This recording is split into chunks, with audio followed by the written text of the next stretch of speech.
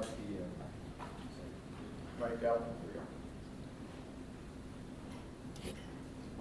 Almost the last 9 minutes of that game was played within one possession. Would you make the way on the road?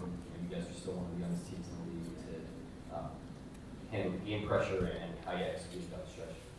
Yeah, you got to sometimes be able to win in the mud, and we had to win in the mud tonight. Obviously, that was a hard-fought game by both teams. It was a possession game for a long time, and the game, wasn't easy, for either team. And I just thought our guys' focus to be able to just stack possessions and execute the play in front of us and not get caught up in how the game's going was important tonight and was impressive. So it was a really good experience for us either way, but obviously very happy to come out with a win.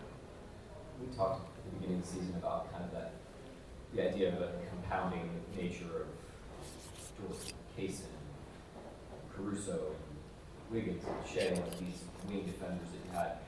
Did that show up tonight, and just given the quality of perimeter players that they have? Yeah, it was a good night to take a look at it with Dub and Chet out, and it was pretty good. And I thought for the most part, down the stretch it was a slog for both teams, but offensively it was pretty good too, and we still got some good stuff. But to be able to put one on Leonard, one on Powell, one on Harden, and still have Shea, and Hart, there's not a lot of holes there defensively. So I thought it looked really good. We haven't done that very much this year, and was excited to do it tonight, see what it looked like, and I thought it checked out. What do you see from AC specifically on those last two possessions, those last two perfect possessions? He's just such a winner. He's got great competitive instincts, great situational awareness. He's always present in the game. He's never distracted by how the game's going for him. He just plays the next play the same way. And, the defensive versatility and intellect is also huge, to be able to put him on Leonard, move him to Harden. We started him on Zubac a couple possessions and switched him.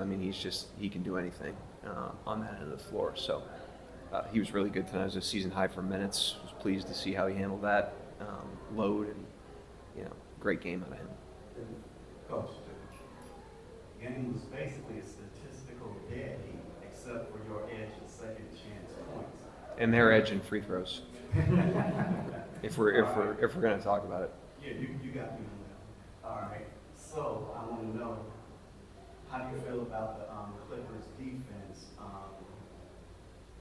Basically, the Clippers defense versus the fluidity of your offense, holding you guys under your average of 120 points. Yeah, they were really good defensively tonight. They always, are a top 5 defense for a reason. They've got good individual defenders. Zubac is a really good rim protector. They've got smart players, so they put out fires out there on the court, and they're really, really well coached. They have great schemes and are always in the right places. They don't make a lot of self-inflicted mistakes. So, when you're going against a defense like that, you got to be really sharp. I thought we could have been a little sharper. It's certainly a game we can learn from, but a good experience for us. Like I said, to have to slog through that one, it puts an emphasis on the details on the offensive end of the floor, and something we can definitely reflect on and improve from. Mark, just going back to AC, I don't know if he's had a lot of loud plays. Maybe not as loud as tonight defensively. In terms of his body of work this year, I know you can't put him in the mirror in the playoffs, but from our perspective, what's he add in terms of down the stretch, emotional maturity, that defensive toughness type, that sort of thing? If you watch his minutes, he's an incredibly impactful player on both ends of the floor. He really enhances his teammates and, helps glue our system together on both ends. That can kind of get, he hasn't played like a career high in minutes or anything like that because of the depth of the team, and that can get lost in the depth of the team at times. I think Kaysen Wallace's development can get lost in that. Caruso's impact can get lost in that.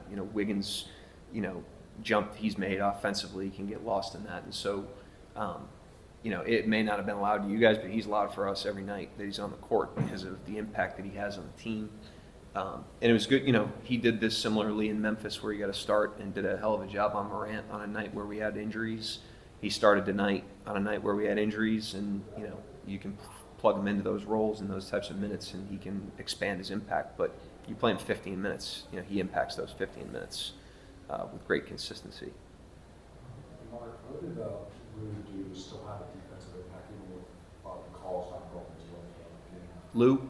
Yeah, I thought good tone on Harden early. Harden got a little bit loose later in the game, but I thought we got off to a good start there, and he does a great job on Harden. He knows his game very well.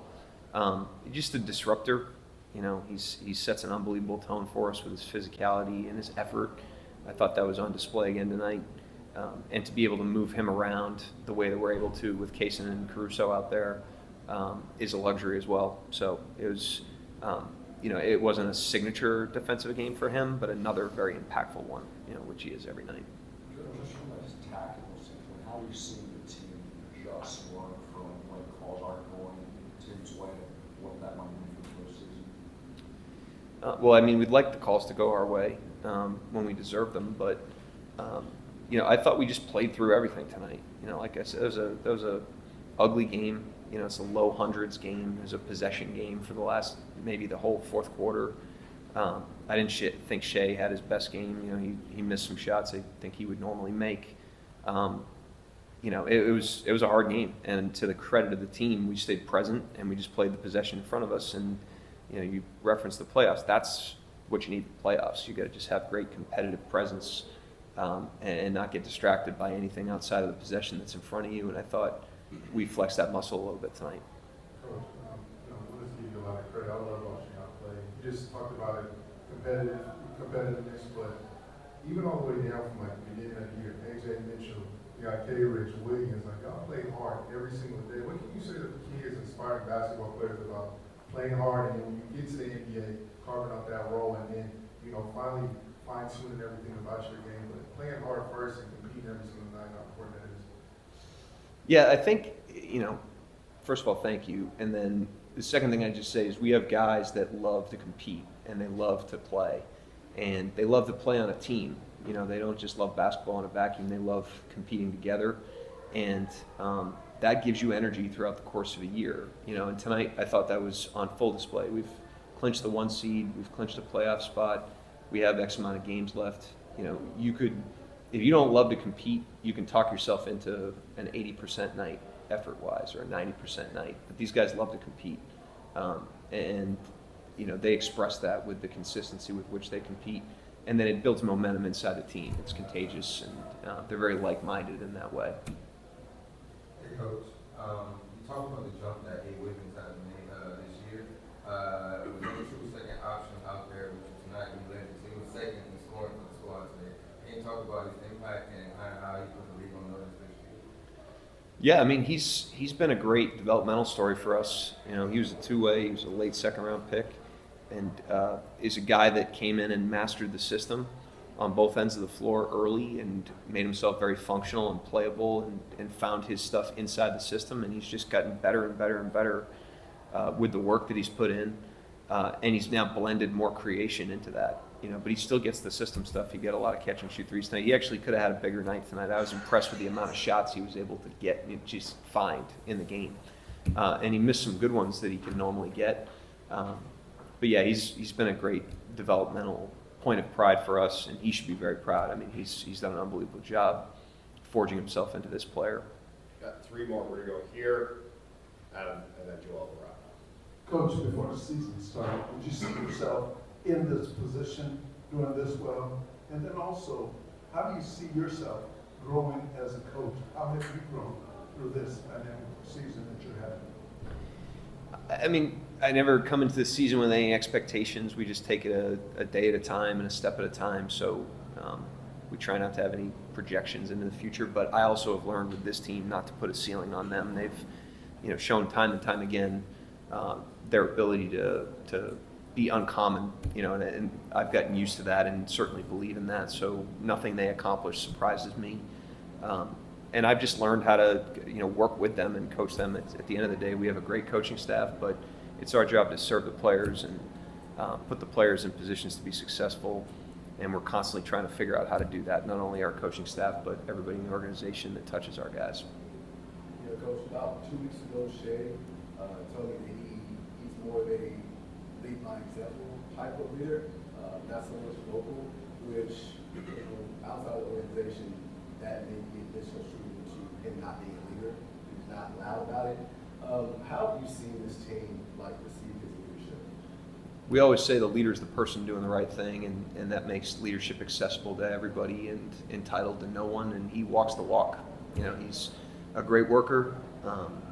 He's built self-confidence that is now contagious in situations like tonight. That shows up. And everybody is different. Everybody leads in their own way. We don't try to micromanage people's personalities. We encourage our guys to be who they are. And if you're doing the right thing and you're inside of who you are, you're leading. And everyone's different in how they do that. We don't want to make anybody feel like they have to be something they're not. And so he's fully himself. He walks the walk day after day. It's a beautiful thing, and how he does it is his decision, and he does it quite effectively. Mark, I don't know if it's black and white for you, but usually talk about officiating, looking for consistency, see consistency tonight. Like, how would you measure that? I had no gripes with them tonight. That's a big time crew. You know, Mark, Davis, Nick, Evan. Like you're taking that crew every night. If they're on our game against Sacramento, next game we're taking it. So I have no problem with it. Anybody else? Coach? Thanks.